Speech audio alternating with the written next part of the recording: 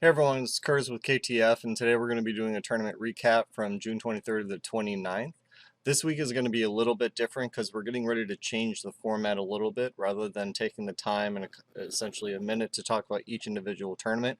As more tournaments are going offline, reporting isn't the greatest with offline, as well as when offline events are occurring, as there's been many tournaments that have been posted after we do an update. So we're going to be changing up the format a little bit, but I wanted to take the time to mainly focus on the Tekken Online Challenge tournaments, as well as kind of big monthlies that I consider to be pretty big. And so we only have 6 tournaments that you can jump to the chapter if you just want to hear about that.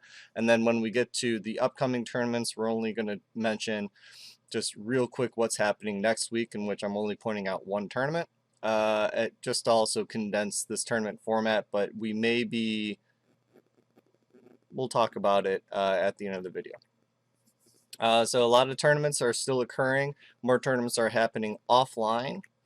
And so to kick it off, as well as ICFC Season 3, Number 1, Junia came in and actually took the first Tier 1 tournament. But I also want to point out that we have a lot of tournaments in which they reach a tier level. However, there's still a lot of people, there's people that still don't show up. So even though that there was 97 entries, which just put it into a tier 1 level for the Tekken Online Challenge, 8 people never showed up. They were double DQ'd. And so in theory, this is only a tier 2 tournament, but that's just what it is. They're really great matches that Junia was able to come back and take it over Bing Chain. Both characters are kind of trying to change it up a little bit with their character pools, and it was just really exciting games outside of that. And so Junia shot up a whole bunch of points because he was awarded 100 points that we're going to cover in just a little bit. Next, we also had the ChiTek on Friday, in which Shadow was able to come up. A lot of names were missing from normal ChiTek Fridays because a lot of people were getting ready to go to the Secret Garden offline event, so they were already traveling or already in Atlanta. But we still had a lot of the known names that competed and were able to acquire points.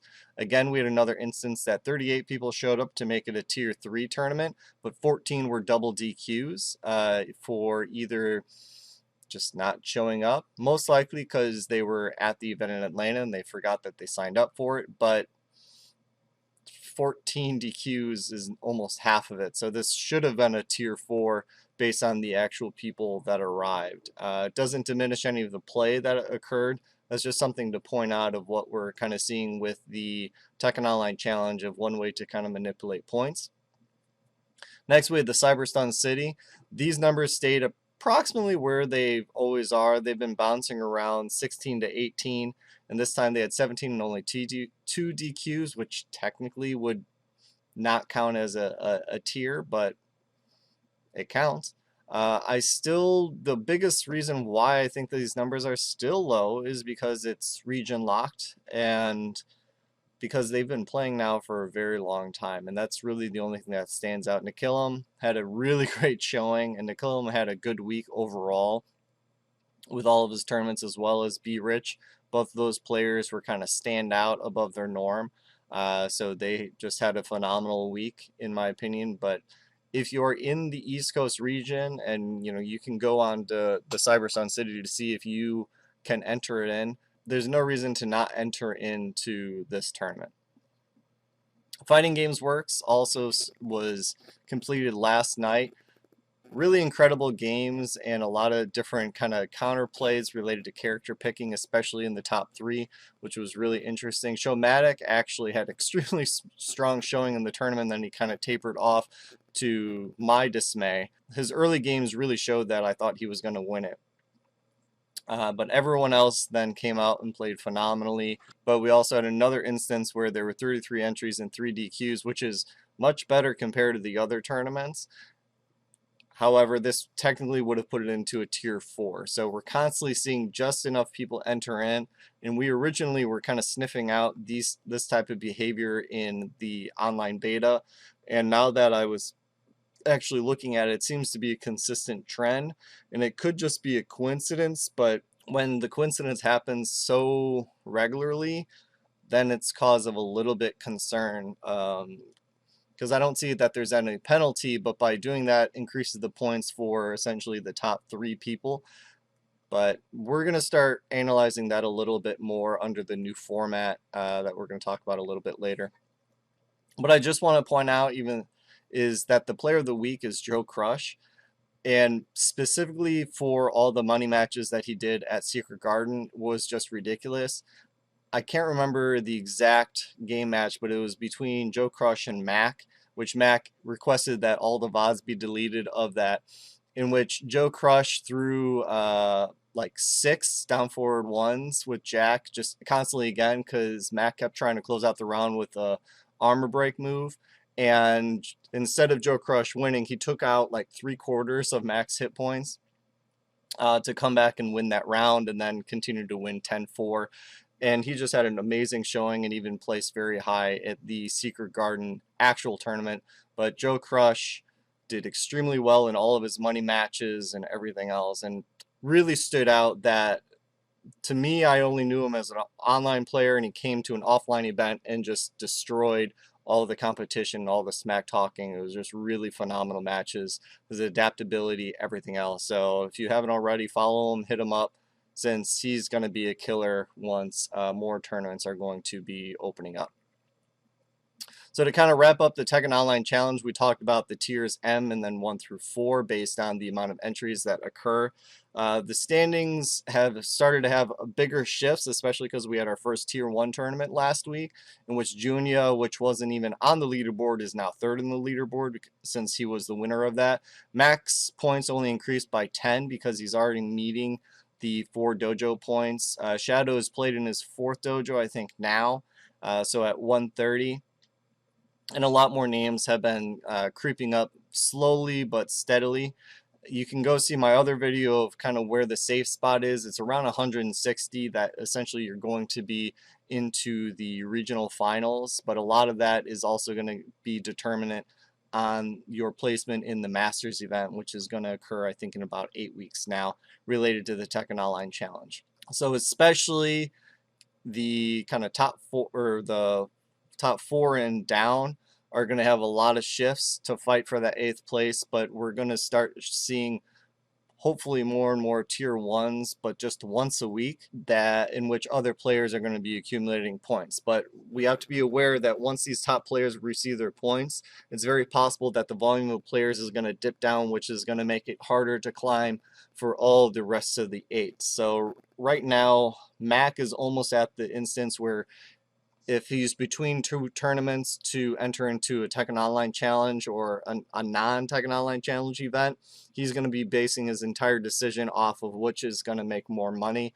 And Shadow and Junia are almost there too. Junia is going to play in at least probably 3 more qualifying events just to pad his winnings, not including ICFC, because I think everyone's going to be entering an ICFC. All of the kind of smaller tournaments, the tier 3s, the tier 4s, their incentive to play, unless it's a financial incentive, they're not going to. So expect to see that, and we can hope that kind of the other top 16 are going to slowly start to climb, but they're going to be fighting for tier 3, tier 4 points rather than kind of the bigger prize purses.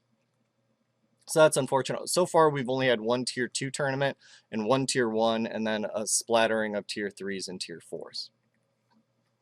I also want to point out that Ladies Night had their season 3. It was pushed back a week, in which then they played then on Friday. Only 6 people entered in, which was nearly half what it was last time. So I don't know if it was just because of the conflict of interest, more people dropped out or what, but this was a little disheartening that the numbers dropped so sharply, especially from last week's. Previously, it was always sitting around 14 to 20 individuals entering in the tournament, but we had a lot of the names that we usually see not show up, and it's possible because just scheduling conflict because they were at Secret Garden or just something else came up. But they should be happy having their season or their qualifier number 4 next month. So if you're interested in that, check out the event. And then of course we had the Secret Garden. This was the first kind of big offline event in which Mac eventually came back and took it. The final 8 was a very interesting format in which it was essentially a single elimination, but instead of playing a best of 3, it was a first to 4 up until the finals, which it was then a first to 5, which is interesting. I really like single elimination kind of final 8. I think it's actually really interesting. I'm not a huge fan of going to first to 4s and first to 5s for that format, but that's for a totally different discussion. But you can see all that action on Pleasant Man, in which they kind of go everything. Everyone just played phenomenal, and it was the first offline event. Not only that, I also recommend looking for all the money matches that occurred either on Pleasant Man or on the 404 Esports channel, because it was just really good. So with that, for next week, here's kind of what the calendar looks like. A lot of these are just kind of repeat tournaments that we've seen time and time again. But the big one that we talked about is that the Anakin Open is coming up on Saturday, July 3rd. So if you are available, you can go into it. They're running a standard double elimination tournament. This is for Tekken Online Challenge points, and it's only paying out to the first person. Now, what should happen, and I haven't looked at the current registration list, this should barely be a Tier 4 tournament. And I'm just going to point out some players. Like, if you feel you cannot beat El Negro, you shouldn't enter it. If you feel that you cannot beat Joe Crush, you should not enter it. If you feel you cannot beat Mac, you should not enter it. If this tournament has more than 16 players, there's probably going to be an issue. 12 is probably what I would most expect of people that enter it in. Doesn't mean you shouldn't watch it, because that should be 12 of, you know, the killer of killers. But just as a filler for an all payout one, your expected value of entering in that tournament for any financial gain or just to get whomped is extremely high. And so it's not really worth your time to participate unless you are essentially within the top 16 players. So if you've never finished in a top 8 before of all the tournaments, or you don't feel confident of beating any of those players, then you shouldn't enter it in, which kind of goes against what the Tekken Online Challenge is supposed to do by increasing the volume. And so that's why I think there's a mismatch of the type of payout structure versus the league structure that the Tekken Online Challenge is. They just conflict with each other way too much. Am I still going to watch it? Probably. But as a competitor, there's almost no incentive other than that logical check of, am I able to beat any of these 4 players, which I will most likely run into?